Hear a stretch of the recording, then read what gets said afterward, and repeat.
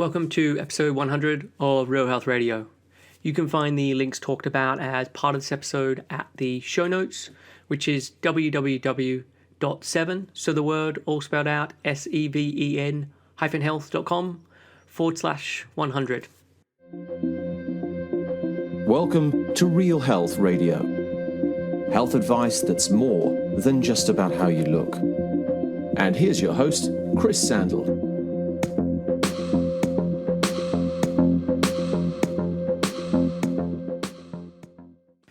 Hey everybody, thanks for joining me for another installment of Real Health Radio. And it's the big one. We've actually reached triple digits. And it really kind of feels weird to be at 100 episodes. In some ways, I feel like I've been doing this for ages and I know how much time it takes up. But in other ways, I really feel like I'm just starting and still finding my feet. So this show is going to be a little different to the normal solo episodes. So normally I'm looking into a specific topic in detail, and that topic is something related to health or nutrition or disordered eating or whatever it may be. Whereas today I'm going to be looking into something in detail, but that something is me. So I've seen that other podcast show hosts do a more personal episode at the century mark, and I thought it would be a good idea to do the same. Because while I do reference certain parts of my life in some podcasts or in articles, it's not a huge feature of what I do.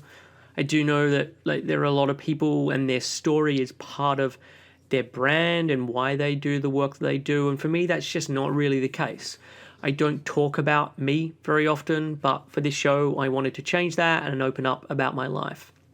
So I actually sent out an email about this a couple of weeks ago and also put a post up on my Facebook page asking people to ask questions and wanting to know what they wanted to know about me. And I got a ton of responses. So if you're one of the people who asked, thank you. I haven't got back to everyone. There were just too many, but I have gone through each and every question when putting this show together. And one thing I will say about the questions is some of them I'm not going to address in the show. And I wanted this episode to be more about me and my life rather than general questions about what I think of EMFs or what do I think about some specific recovery method for eating disorders. So I've kept a hold of those other questions, and I plan to start doing some Ask Me Anything episodes where I can then address this stuff. But for this show, I'm going to channel my inner narcissist and have this stuff be all about me. So this episode, it's going to be a mix of things I wanted to talk about anyway, as well as answering everyone's questions. There have been other episodes where I've talked about my personal life, or I did a whole show about setting up my own practice and what it was like for the first 4 or 5 years. So I'm going to put the links to those other shows in the show notes. And if you can't get enough of finding out about me, you can then check them also out. One final thing before I dive into this, I just want to mention that I've reopened my practice and that I'm now taking on clients again. I take on clients twice a year, once in the January time and then once in the July time. I work with clients for a period of 5 months where we have a consult for an hour every 2 weeks. I have clients all over the world and consults are done via Skype or via FaceTime. So if you're not based in the UK, this isn't a problem. Like more than half the people I work with are in Australia or Canada or the US or Germany or other places around Europe, around the world. And before working with anyone, we always have a free initial chat.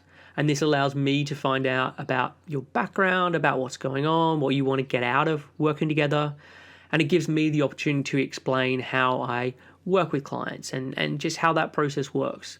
And basically, it lets us see if we are the right fit for one another, because I only want to help or only want to work with people that I truly believe I can help. And I want people who are on the same page. And so just being able to have that chat lets us be able to figure it all out. So if you are interested in finding out more, you can head over to www.7-health.com/help, so HELP, for more details. You can have a read through of that page, and at the bottom of the page there's a link to apply for the free initial chat. And I'll then get back to you within about 48 hours or so, and we can then arrange a time that suits both of us. So if you struggle with health, with nutrition, with body image, with hormones, with food issues, basically any of the many things that I've done podcasts on before, then head over to www.7-health.com/help and then get in contact. So with that out of the way, let's get on with the rest of the show. So just to start with, I am 35 years old. Often people think I'm much younger than this. I got asked for ID the other day, but I think that must have been a mistake. I don't look quite that young. Earlier in the year, Maddie Moon was over in the UK on holiday and we met up. She's someone who I've had on the show before as a guest, and somehow it came up in conversation that I was 35 and she was shocked. I think she thought I was in my late 20s. So for anyone who is interested or who is wondering, I am 35 years old. I got a lot of questions about my earlier life. So people wanting to know where I grew up, about my childhood, about family stuff, and how growing up and that experience has impacted on me now. So I grew up in Sydney, Australia. From birth until about age 14 or 15, I lived in St Ives, which is a suburb on the North Shore. Then for a year, I lived in Kirribilli, which is down by the water near the Harbour Bridge. The residence for the Prime Minister of Australia is in Kirribilli, and it was just down the road from where we were staying. And then after that, I moved to Neutral Bay, which isn't too far from there, and that's where I lived until I was 21 and then moved to the UK. So I come from a pretty tight-knit and happy family. My folks are still married and very happy, which seems a rarity these days. They're in their early to mid-60s, and both are still working. They each run their own businesses. My dad is a partner in a small law firm, and my mum does bookkeeping and accountancy. And thankfully, they're both in very good health and completely well physically and mentally. They have a very active social life. They're out way more than I am. They're out way more than most 18-year-olds, constantly going to music concerts and plays and restaurants, etc. And they also make it over to Europe at least every year to visit me, which is lovely. I have an older brother called Pete who is 18 months older. He runs his own IT company and he's been very helpful with me and my business. And anytime there's any issues with my website or emails or anything like that, I can easily get in contact and have him sorted out. And we were really close growing up, and we still are now, but obviously the distance makes it a bit more difficult. And that closeness obviously was being so similar in age. And then when we got older and we were out of school, his friends were my friends and vice versa, and we used to just be hanging out a lot. I have a younger sister called Beck, who is 2 years younger than me. She's an in-house lawyer for a large music company. There are actually lots of lawyers within my family, especially many of my cousins who are either lawyers themselves or married lawyers. And so it was something I considered very briefly when I was growing up. I'm also very close with Beck. Again, it's hard after living overseas for so long. Skype is quite good. WhatsApp is quite good. But yeah, Beck and I have a very common love of music, which is something I'll cover in a bit. So she's come over to Europe on multiple occasions, and we've gone to Glastonbury Festival a couple of times. We've gone to Roskilde and gone to Garden Festival together. So growing up, I was very active. Growing up in the suburbs in St Ives, I'd be always just running around the neighbourhood and being on my bike. In terms of actual sports, I grew up playing cricket and soccer. I did have a year of playing rugby, but that was a mistake. I was tiny, I got hammered, and so the next season I very happily went back to playing soccer. I spent a lot of time on the beach growing up, and Sydney has some of the best beaches in the world. And it's something I kind of took for granted when I was younger. It was just the norm, but really now I appreciate that so much more after having traveled so much of the world and realizing just how good the beaches are in Sydney. So from a young age, I surfed, I bodyboarded, I'd be out in the ocean. I think I got my first bodyboard when I was 6 or 7, and my first surfboard when I was 9 or 10, and really I was just fearless in the water. And I've chatted about this with my parents recently, and my mum says she'd just be sitting on the sand watching me out in the water and just hoping that I would be fine.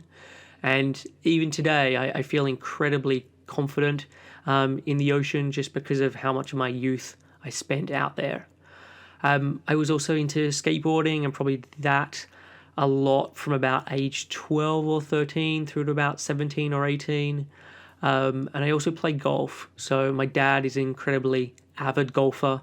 He's played his whole life, and so it was something I just did from quite a young age. I think there was a number of years when I didn't do it. I think when I was a teenager and it wasn't cool to play golf.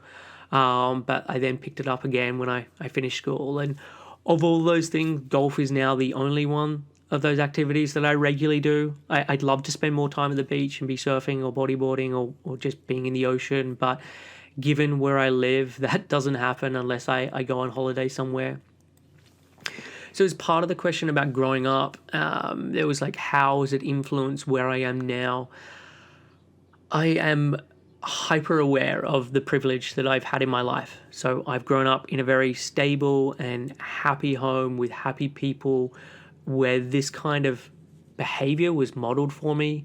I come from a middle-class background, and while my parents weren't extravagant and I wasn't decked out in designer clothes or anything like that, there weren't worries about food being put on the table or anything along those lines. For my high school, I went to a private school and was fortunate to receive a very great, very good education.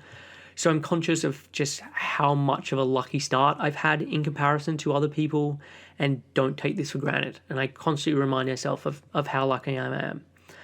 Despite all this, my parents had always encouraged us to work hard. And this was less about what they said and more just seeing what they did.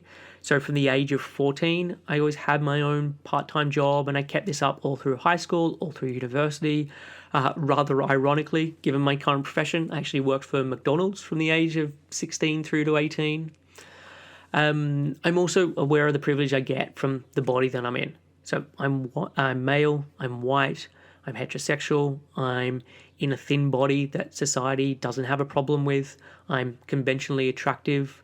I was born in Australia, which, relatively speaking, is a liberal and open country. And because of being Australian and how this country is seen on the world stage, I've been able to travel freely. I've been able to move to the UK relatively easily.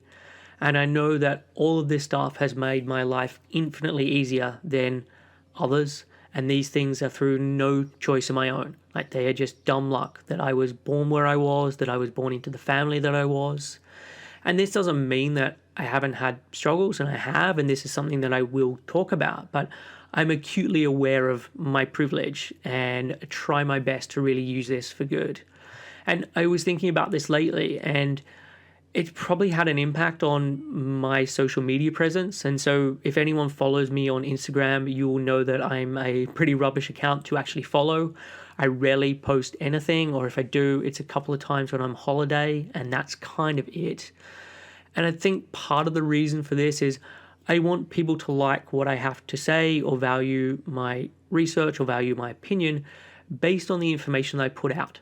I don't want people looking at me thinking I have a nice body or I'm attractive and therefore believe what I have to say.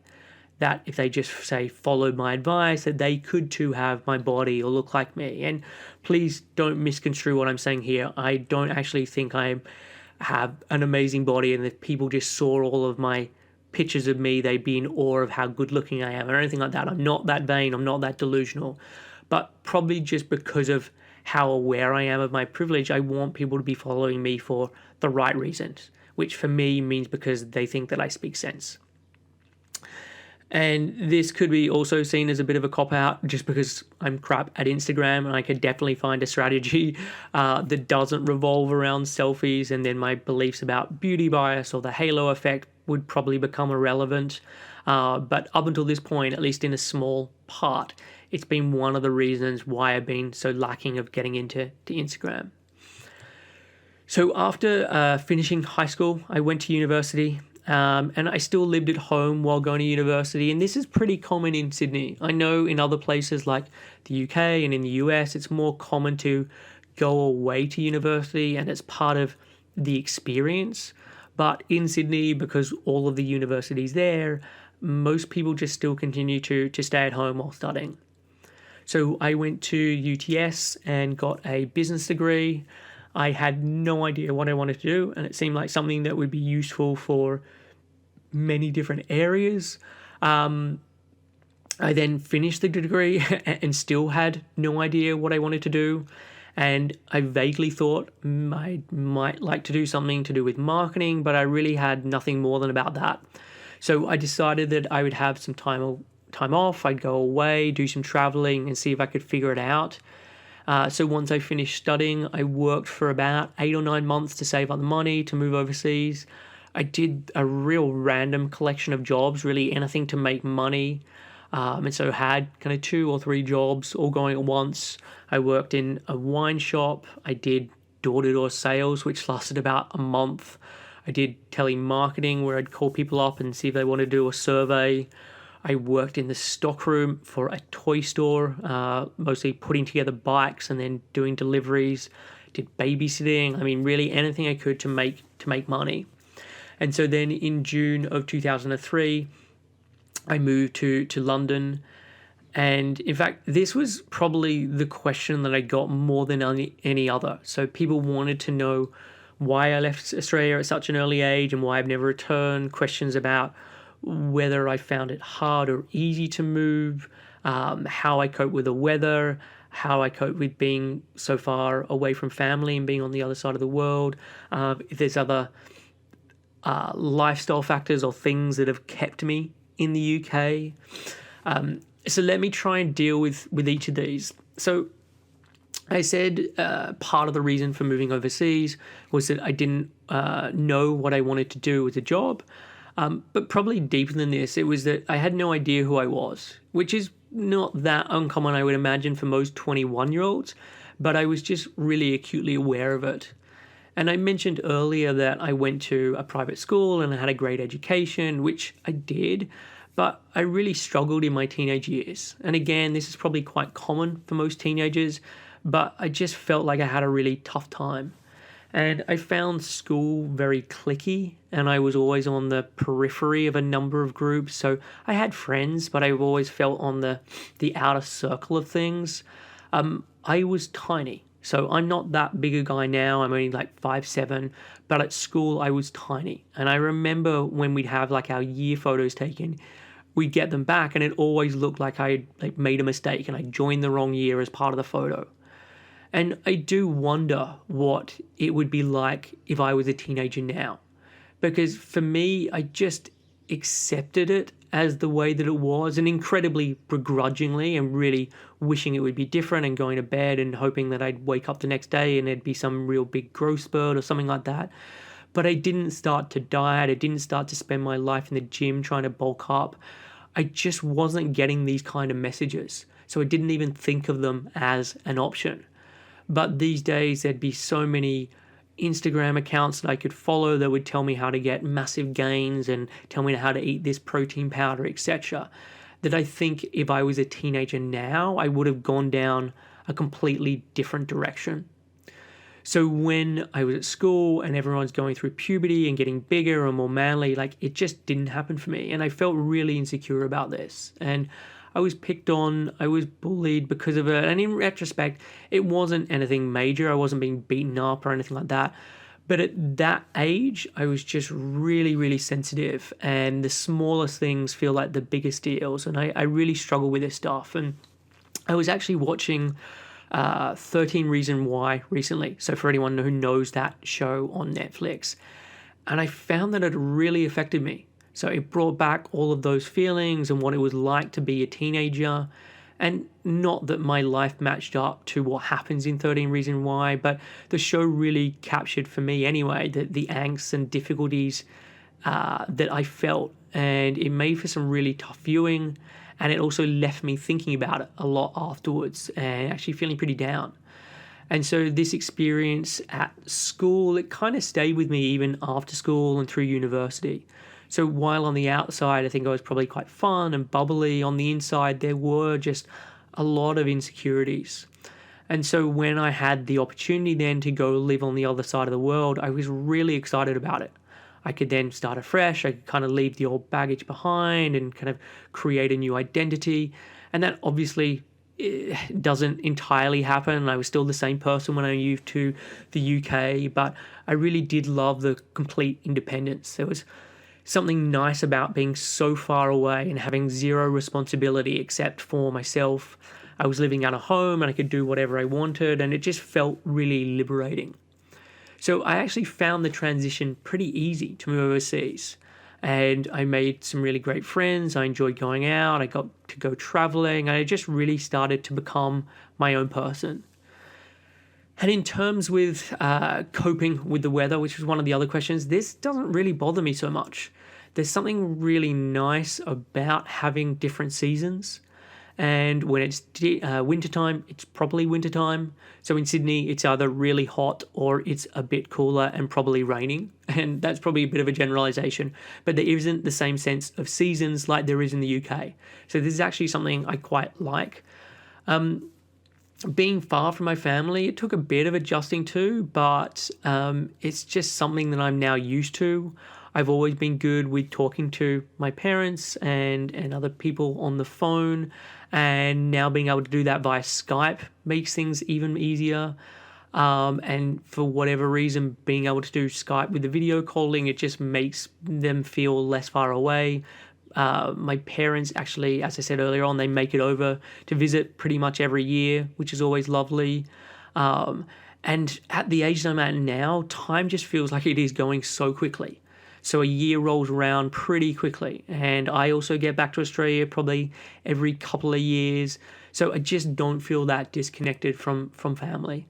In terms of other lifestyle factors that have kept me in the UK, probably one of the biggest things is just where the UK is located on the globe. Like the fact that I can catch a plane and 2 hours later I'm in Barcelona, or 2.5 hours later I'm in Rome, or I can catch the Eurostar and in 2 hours I'm in Paris. Like this ability to travel and travel to some wonderful places is a huge pull.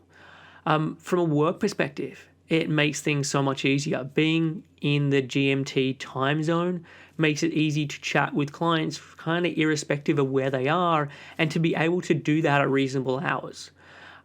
If I was, say, in Australia, this isn't the case, and it'd be a lot more difficult to do that. But it's not just these practical reasons. Like, I really do love living in the UK, and especially now to be where I am, where I can be living out in the countryside, but be within an hour to get back into the heart of London. Like, I get the best of both worlds. Another question that was kind of connected to this was, have you ever thought of leaving England? Where else in the world would you like to live? Yes, I actually have. And there's probably a couple of years ago, I went to Sonar Music Festival in Barcelona and was chatting to a friend who had been living out there for the last year, 18 months, something like that. And she was talking about buying a property, and we were talking about the house prices, and it was significantly cheaper than in the UK. So I came back, I did a bit of research, and for a while I was really considering and thinking about moving to Spain. And I haven't totally ruled this out, but it's not going to be happening for a little while, especially now at the moment I'm in the process of buying a house in the UK. So moving to Spain is not going to happen anytime soon. But I don't have a huge pull to move back to Australia, although this may change at some point. But I do definitely have a desire to be closer to the beach. I like being in Europe, so possibly Spain or even Portugal are places that seem to come up and seem to work. So maybe something like this in the future. Some people had asked about interests and hobbies, and probably the biggest thing that comes to mind is music. So music has been a real massive part of my life. I remember from a really young age watching Rage on ABC. So for those who aren't from Australia, Rage was kind of like our MTV. Every Friday night, I think from about midnight through till 6 a.m., they just play non-stop music. And then from 6 a.m. through till 8 a.m. or 9 a.m., somewhere around that, they then play the top 50 charts with all the video clips, music clips. And so from a pretty young age, every Saturday morning, I was then just watching music videos. My teenage years were starting in like the mid 90s, which was then when grunge was pretty big. And so this was probably when I really got into music. I was a massive fan of like Nirvana and Smashing Pumpkins. I also discovered Radiohead around that time. So Pablo Honey, their first album came out in 93 when I was 12. And since this point and up until even now, they're still my favorite band. So 25 years on, I'm still listening to them. They played at Glastonbury this year, and I was absolutely gutted that I wasn't there. I've seen them at Glastonbury a number of times before. But I watched their set from this year. I listened to it while working probably 3 or 4 times. And I will be very, very disappointed when it gets taken off the BBC iPlayer and I need to find some other way to have a listen to it. It was then probably a little later that I got into electronic music. So it was probably around, say, 16 or 17 when that came into my life. I have a friend called Robbie who I went to school and university with, and he was the guy who got me into that kind of music. So there's an album called Northern Exposure by Sasha and John Digweed, and this was the album that really did it for me and got me interested. And it's not just me that liked it. This is one of the seminal albums in dance music or electronic music. And so this was then more the late 90s that I started into this music, and it was more when progressive house was very big. So I started with Northern Exposure and then started listening to a lot of the Global Underground CDs, and my listening just went from there. And music is really the linchpin that connects so much of my life. So pretty much every one of my friends I know because of music or because of festivals or that kind of thing. I've worked for Resident Advisor before, which is a huge electronic music website. I've been to Glastonbury on 4 or maybe 5 occasions. I kind of lost count. Been to Roskilde in Denmark, to Garden Festival in Croatia a number of times, to Sonar Festival in Barcelona a number of times, been to Ibiza quite a number of times. I've nearly made it to Burning Man twice, but that's unfortunately fell through. So yeah, music is a really big part of my life, and these days it's probably less a part in terms of going out. So I'm going out much less frequently, and just exposed to a lot less than I used to. I listen to Spotify, and this hopefully exposes me to new bands and to new music. But yeah, I'm much slower to discover new albums or new DJs these days, and pretty much listen to anything connected to the Innovisions record label, and that's probably about it. So someone then asked what I did before I was a nutritionist and hosting the podcast. So when I came to the UK, I kind of fell into a job working for local government. So it was to do with housing benefits and what assistance those who were unemployed or on a low income would get towards their rent. And it was initially a temp role that was meant to last for 4 weeks to just help out on the phones. And it ended up going on a lot longer than that. So by the end, after nearly 8 years, I think it was, I'd worked at many different councils and I was doing more of a management role. So my role had changed over the years. But it was really the perfect job, as it was very flexible, because the whole time I was always a contractor. So if I wanted to do less hours or only do 3 days a week or 4 days a week, they'd let me do that. It was great for when I wanted to go traveling, as they just give me unlimited time off. But it was also perfect for studying, because it meant that I could do my studies around this. So I did my nutritional studies at the College of Naturopathic Medicine, so C&M in London. It was a 3-year course where it was 1 day a week. And so I started that in 2006 and received my diploma in 2008. And I mean, since then, I'm continuing and continually learning. I'm quite good as an independent learner, and I get a lot from just being able to read a book or listen to a podcast and then just get into my head and think about this and work out how it fits in with what I already know or how it goes against what I already know, and just starting to understand all of those things. So a lot of my continued learning is self-led, and I'm very self-motivated. I am currently doing something a bit more formal, though it is still online.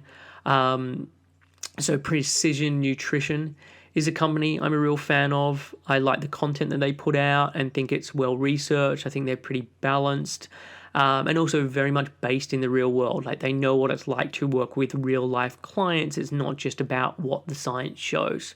And so I've had a number of people on from Precision Nutrition before. I had more recently Brian St. Pierre. I've had Chris Scott Dixon on before, and I'm going to have some more of their people on. So they have a level 2 certification that is about coaches being better coaches. So a lot of it is about psychology and understanding human behavior and thought patterns. I started it in March of this year, and I'm enjoying it. It's a lot of work on top of everything else that I'm doing, but it's been really well put together, and it's helping me to be even better as a practitioner. I'm currently engaged, so people were asking about other stuff like related to this. So I'm currently engaged. My fiance is Ali, who I've been with for 6.5 years. We met when I was 29, and Ali was actually my first serious relationship. And I could say that it has honestly changed me as a person, and all for the better. And I mentioned earlier about having a tough time at high school, and was part of the reason for moving to the UK was to try and find myself. Well, one of the big issues was just struggling around confidence, and probably confidence with women. And I have lots of female friends, or had lots of female friends, but it just never went any further than that. And I'd never been very good at just chatting up people in bars. And back when I was in my 20s, there was no Tinder or other dating apps. So I spent a lot of the time in my 20s wondering if it would ever happen, and really struggling with this. So for a long time, I wasn't comfortable and just wished that things would change. And again, outwardly, this probably wouldn't have been what people thought, but on the inside, it really did take up a lot of my headspace. And I actually think that this is probably one of the reasons I'm good with working with disordered eating clients. Like, I've never had issues around food, but I do know what it feels like to be deeply insecure and wonder if I'm lovable and wonder if I'll ever be in a relationship. And while for me, I then channeled this into reading different self-help books or doing courses around NLP to try and change this, I get how for someone else it gets channeled into trying to change their body, or at least controlling their food because other areas of their life feel out of control. But getting into a relationship with Ali really changed all that. Despite the fear that I wouldn't know what I was doing, things have worked out amazingly well. And she makes things very easy, as she's someone who's very confident and very comfortable in her skin. And so it's all pretty drama-free. And being in this relationship and realizing that I'm not broken and I can actually do this has just made me a much more confident person. And it's had a real knock-on effect in so many different areas. And this kind of links into one of the questions I got asked. And it was, one of the things I've been so impressed with is your understanding of the complex mind issues of a lot of women with eating, food, body issues. You seem to have such a good grasp, or such a great grasp, of the emotions attached to this. How did you get such a grasp of the way women's minds work with these issues, considering you or members of your family have not experienced these issues? Did your studies cover the complex mind issues, or was it something you uncovered along the way? If so, how? So, as I said, I think part of this is just a reflection on my own struggles. So while it's talked about that men and women's minds work differently, in a lot of ways I don't think they do. I can know what it feels like to be insecure. I know what it feels like to want to be able to change my body. I can know what it feels like to feel shame. So I think a lot of that stuff is then universal. But the other part was just doing as much reading as I can around it. And a lot of this was generalized self-help, self-esteem, psychology type stuff. And then a lot of it was specifically related to eating disorders or body image or addiction, or things that kind of overlap in that area. And I guess I just spend so much of my time in environments that are women focused. So I read books that are aimed at women. I'm in Facebook groups that are about body image or disordered eating where it's all women. I've had moderators comment that I am the only guy that they've ever added to their group. I do courses that are aimed at women. And so I think just spending so much time in this place, and for doing that for so many years, I've just got a good grasp on this stuff. In regards to Ali, again, rather excitedly, she is pregnant and is due in September. And it's actually taken a couple of years for us to get here, which I've talked about in articles and other podcasts before. We've had a number of miscarriages. She had an ectopic pregnancy, which unfortunately was only discovered when her fallopian tube ruptured and she had to be rushed in for emergency surgery. So it's been quite a journey to get here, which I've now discovered is not so uncommon. And when people have heard about our experience, they've opened up about other stuff that they've also been through. So I want to do a show about this because it feels like this stuff isn't talked about and it's kind of taboo. And I would like to try and change that, even if it's just in some small way. And I also plan to cover more stuff around pregnancy and birth on the podcast.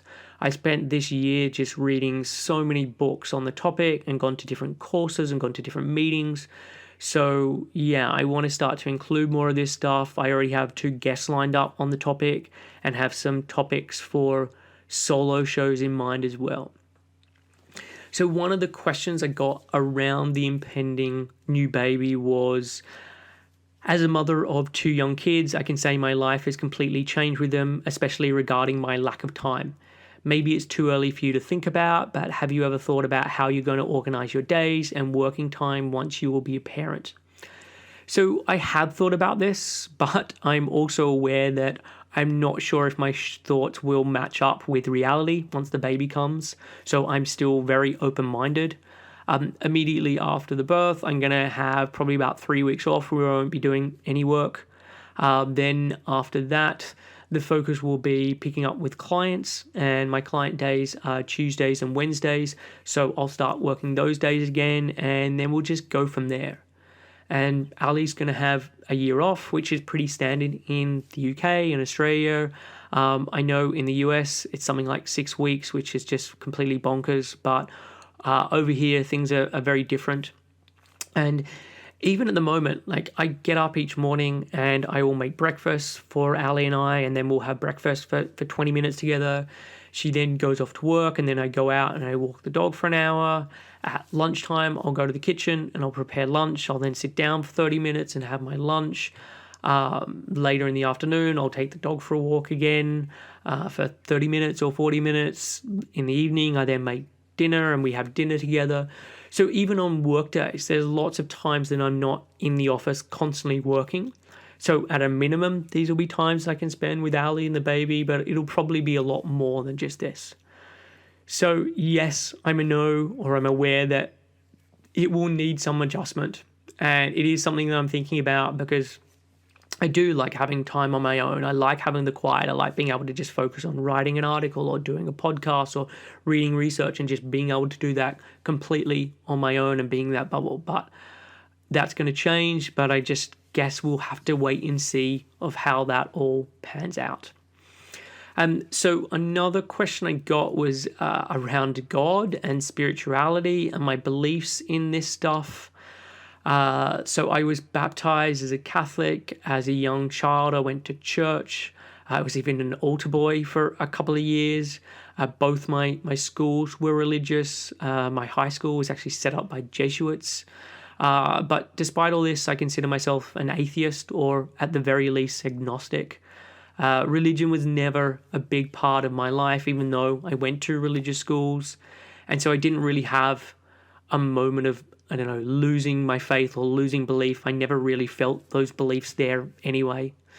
And I know for many clients, like religion is a very important thing and they feel like they get a lot out of it. And if they do, then that's great. And I'm not going to argue with that. But for me, it's just not important. Another question I got was around psychedelics and my beliefs about this stuff in terms of unlocking certain parts of the brain or being used in a therapeutic setting. So 2 rather taboo topics in a row, religion and drugs. I'm encouraged to see that psychedelics are now making their way back into clinical trials and being used to help certain conditions. I know that John Hopkins, they're doing trials with psilocybin, which is the active ingredient in magic mushrooms, to treat certain forms of depression. And I believe that this is being backed in some way by people like Tony Robbins and Tim Ferriss. There's similar trials going on to treat depression with ketamine. There was a fascinating piece done by Michael Pollan in the New York Times called The Trip Treatment, which was all about LSD in cancer patients. So Michael Pollan is known for writing like The Omnivore's Dilemma and other books all about nutrition, but he did a really good job with this. And so he talks about like using LSD with cancer patients, and it's done in a setting where they're in this nice and safe room. There's someone that's looking after them. They're then like lying on a bed or lying on a couch listening to Philip Glass and Brian Eno and some other similarly beautiful music that I actually listen to a lot myself while I'm working. But the point of the LSD trips is to help them experience or help them to deal with their fear of dying. And through going through the experience, they report afterwards that those fears have disappeared or they're significantly reduced. There's a fascinating book called Acid Dreams that looks at the history of LSD from lots of different angles. So looking at it as a medicine when it started out, looking at it being used by the CIA, and some of the crazy things they did, the counterculture movement and so on. And yeah, really talking about how beneficial LSD was when it was used legally, and you could use it legally to help with many mental disorders and with an addiction. Gabor Mate, who's done a huge amount of work with alcoholics and drug addicts and addiction in general. He's a real proponent of ayahuasca, which is a traditional medicine used in ceremonies among the indigenous people in the Amazon. I know there has previously been some trials on DMT, which is the active ingredient in ayahuasca, but I don't think there's any current trials going on right now. So from a clinical or a therapeutic perspective, I'm glad to see that these drugs are starting to be reviewed and looked into again. Same thing with marijuana. I think that it's great that the tide is turning, that it's being used to help with all kinds of diseases. So I'm really on board with this. In terms of using psychedelics or other illicit substances in otherwise healthy individuals to expand consciousness or to give altered experiences, this is a bit of a tricky one because obviously this stuff is illegal, and so I want to be measured here in what I say. I like the fact that people like Sam Harris have talked very openly about their experiences with LSD and with MDMA. Tim Ferriss has talked about LSD and psilocybin and ayahuasca. And it's one thing for, say, an artist or a musician to talk about this stuff, but when it's someone who is outside of these realms, especially with someone like Sam Harris, who's an academic, who's incredibly well-spoken, it's just not the kind of person that we're used to hearing talk about drug experiences. And I wish more people would speak about it because I do think that it goes on more than people share. And while there's no denying that drugs can have serious harm, I think a lot of people do get benefits from their experiences. So personally, I'm a very liberal guy. I've actually tried most things, some of them on many occasions, and 99% of the time it's been very enjoyable. Experiences that I'm very happy to have had. And I am not in any way encouraging people to go out and try this stuff, but I know for me, I've had lots of benefits from it in my life. It's affected the way that I view the world, the way that I make connections between disparate ideas or my thoughts about emotions and different states of thinking or feeling. And I really want my online identity to match up with my offline identity. I don't want to be feeling like, oh God, imagine if a client found out about this. So I did want to mention this, but I'm equally aware that this is still a taboo topic. And so I'm going to just leave it at that, and maybe at some other juncture or in some other setting I feel where it's more beneficial or more appropriate, I can go into more detail. So switching gears, I've got a question about who I recommend that people work with. So the question was, I've heard you say that you don't work with family or with friends. So when some family or friend member needs a consultation with a nutritionist, who do you refer them to? So yeah, it's true. I don't work with family or friends. I'm Happy to look at some, say, blood test results for these kinds of people and give them some feedback, or I'm happy to have a conversation about a particular topic or an issue or something they're going through.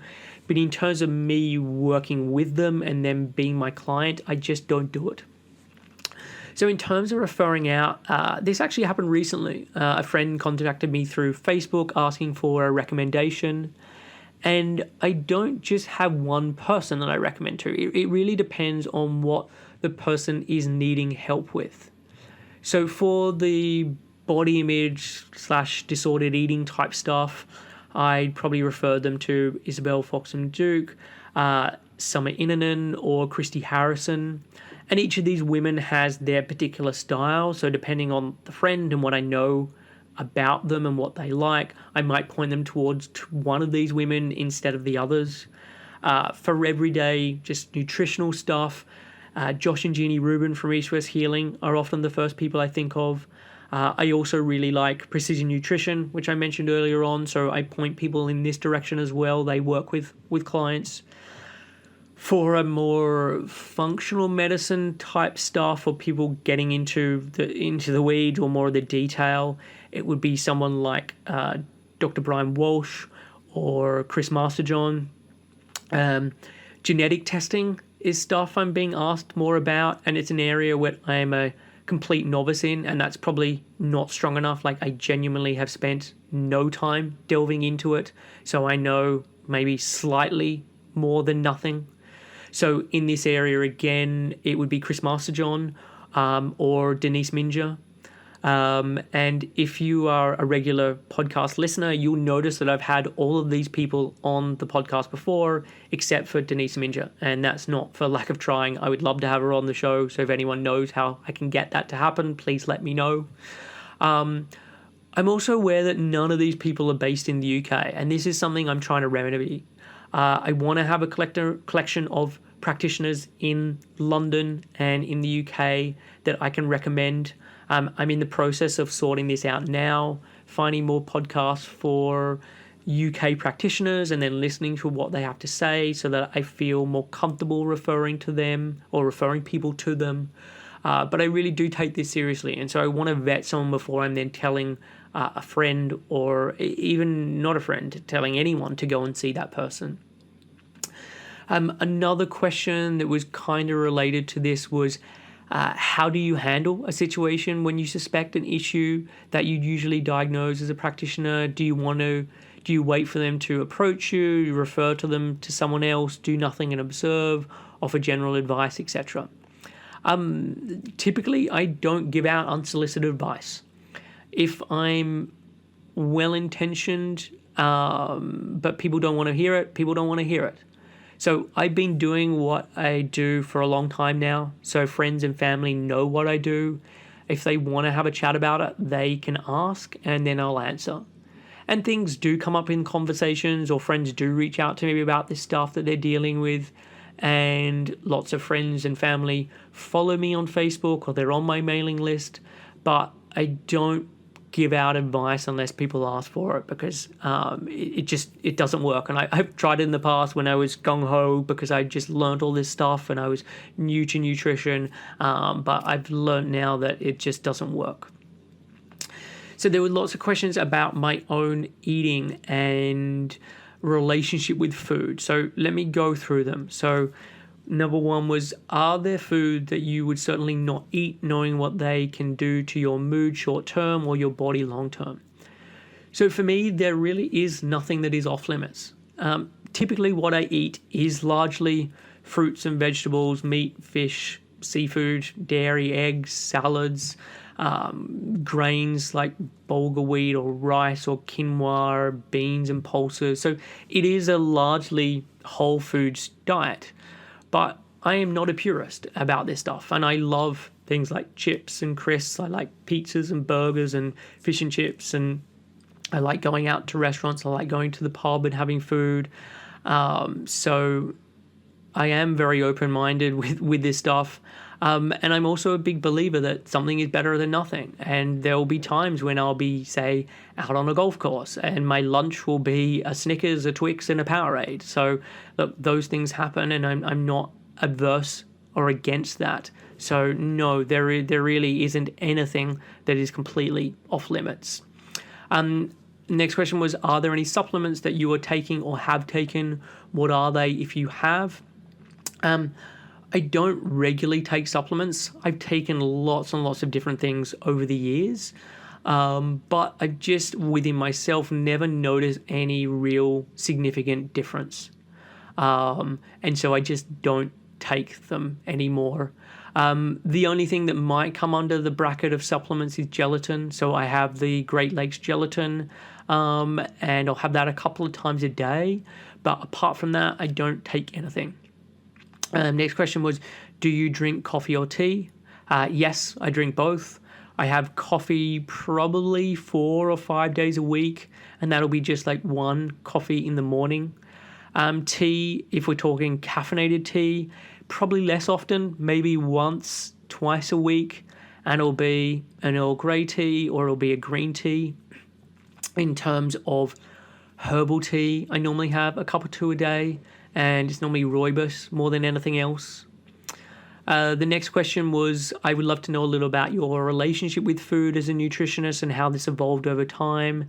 And then there was, are there any foods that you avoid for specific reasons? And do you ever stress about making sure you have a balanced diet?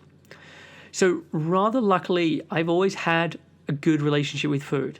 As a kid, I wasn't that interested in food. I just didn't care about it that much.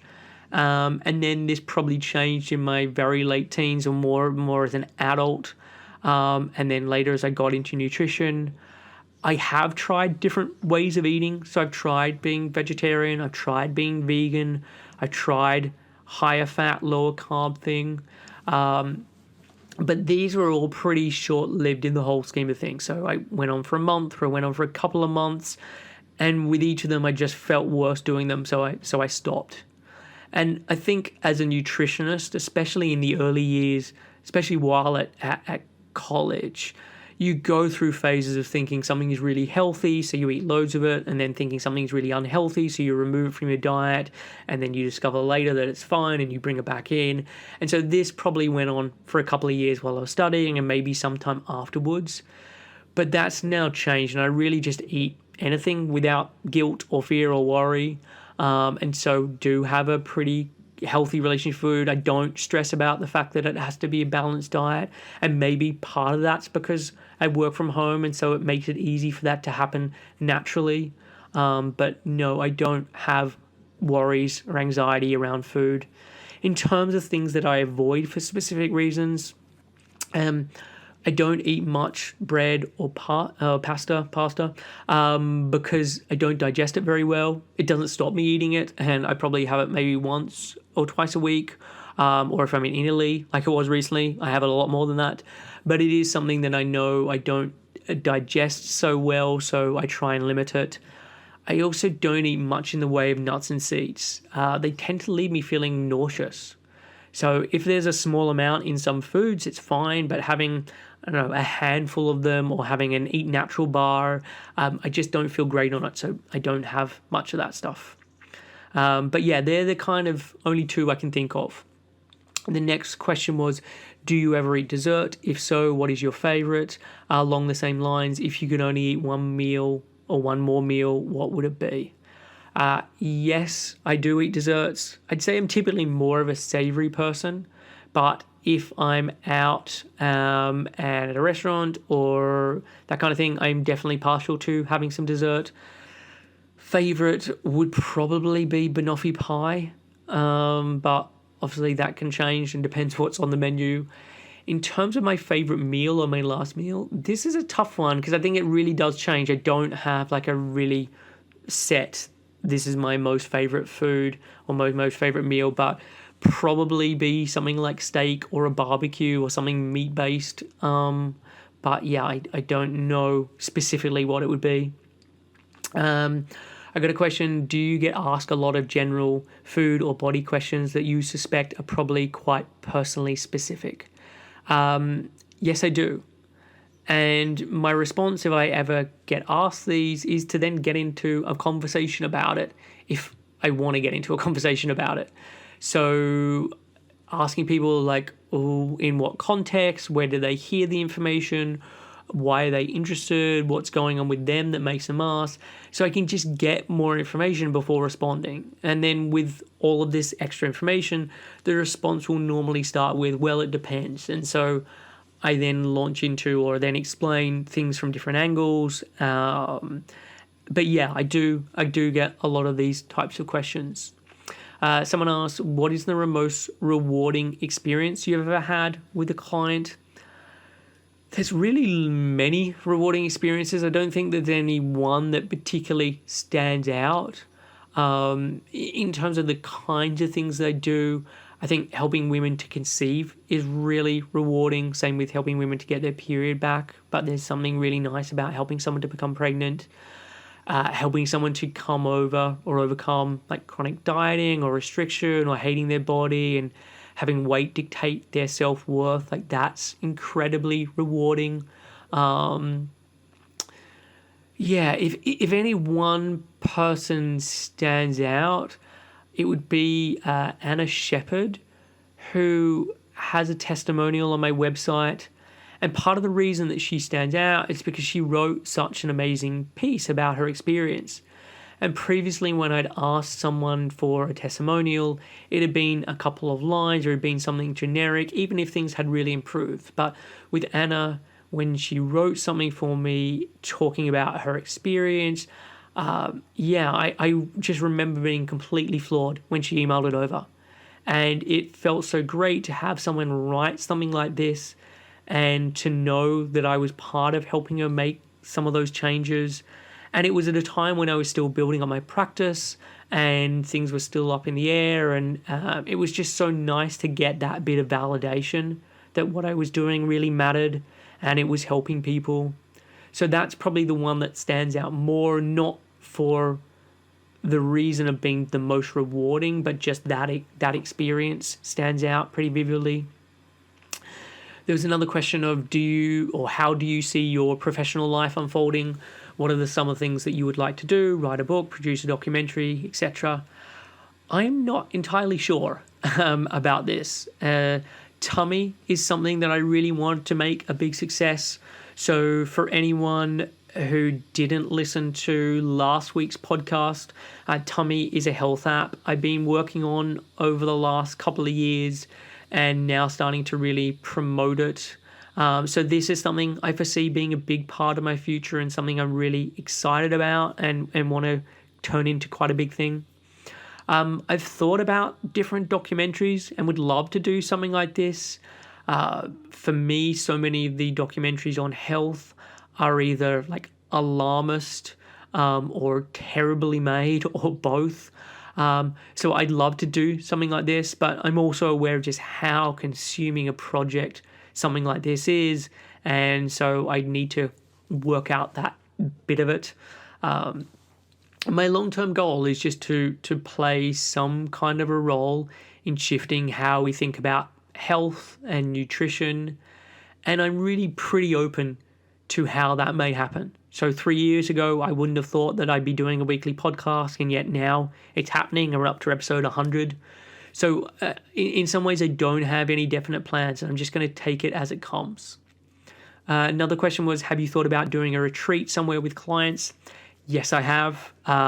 This is something I would love to do. I actually have a long list of things that I would love to do, and it's just about finding the time to make this happen. And so, yes, in the future, it is something I would really like to do. Who do you most admire in the world of nutrition was another question. This is a tough one, and there are lots of people I have a lot of respect for and admiration for. And this doesn't mean I agree with everything they have to say, because I don't think there's anyone that I 100% agree with. The person that probably comes to mind is Krista Scott Dixon.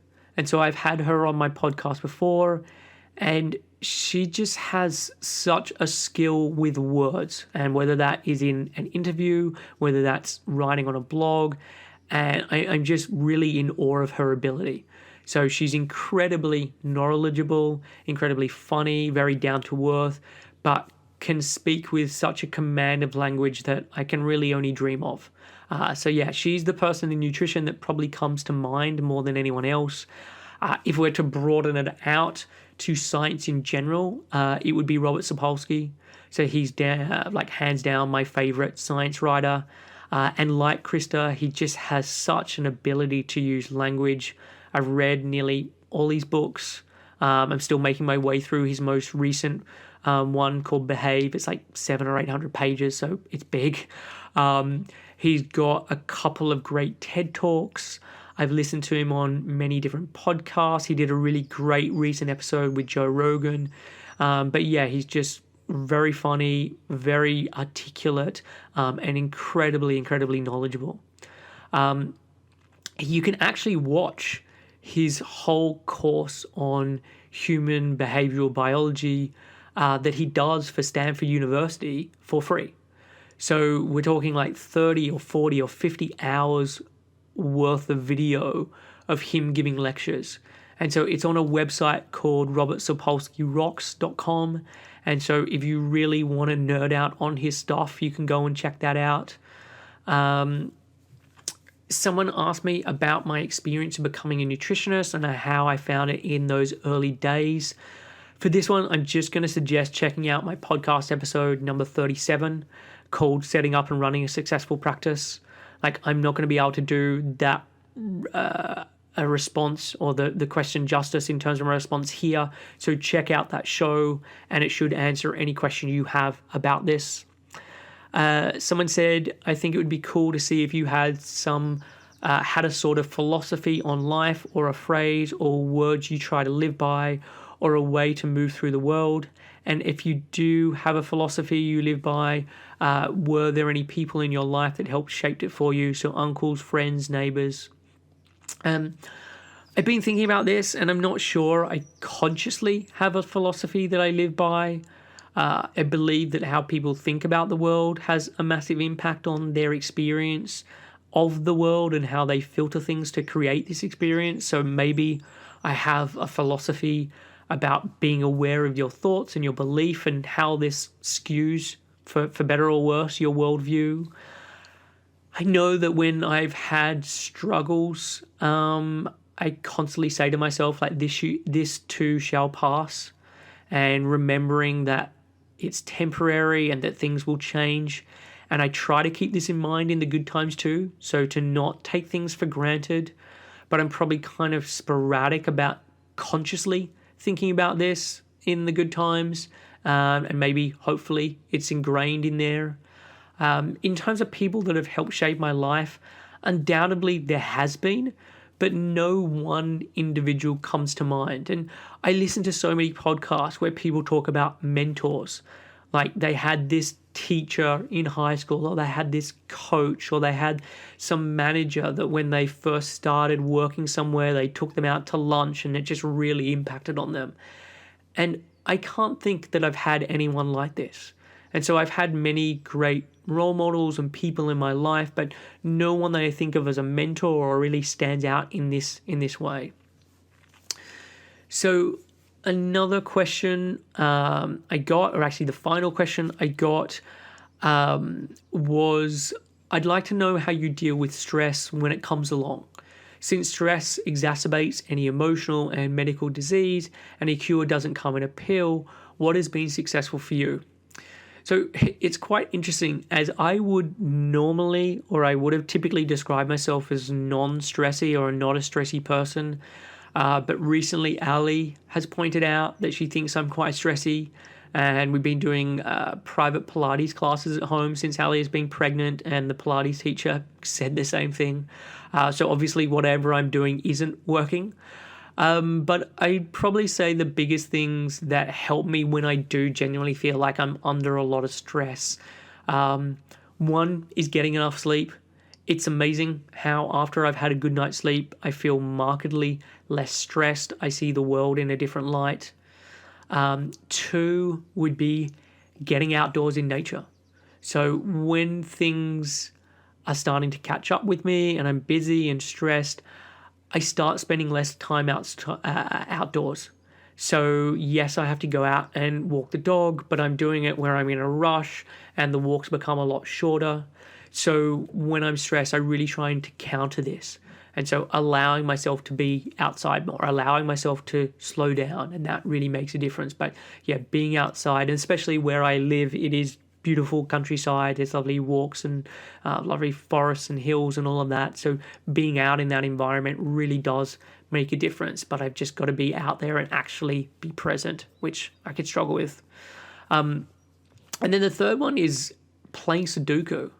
And doing this at night can really help to shut down my brain from all the work thoughts. And I find it super helpful. And it's something I've started doing more recently, and just been finding it really beneficial to do that before going to bed. And then I think probably finally with that, something that links into a comment I just made, which is reminding myself that this stuff will pass, that it is just temporary and that I will get through it and that things will get better. That can typically help to just give me some perspective on things. So that is it. That is the end of episode 100. I want to offer a massive thank you for everyone who listens to this show, for people who share it around, for people who've left positive reviews on iTunes. I feel genuinely privileged that I get to do this as part of my job, and that people enjoy hearing me talk on a podcast every week, especially for the length of time that I typically talk. So really from the bottom of my heart, thank you so much. I do really appreciate it. I hope that you have enjoyed this show. I hope you've learned a little more about me. Next week, I will be back with another guest episode. But until then, look after yourself. Thanks for listening.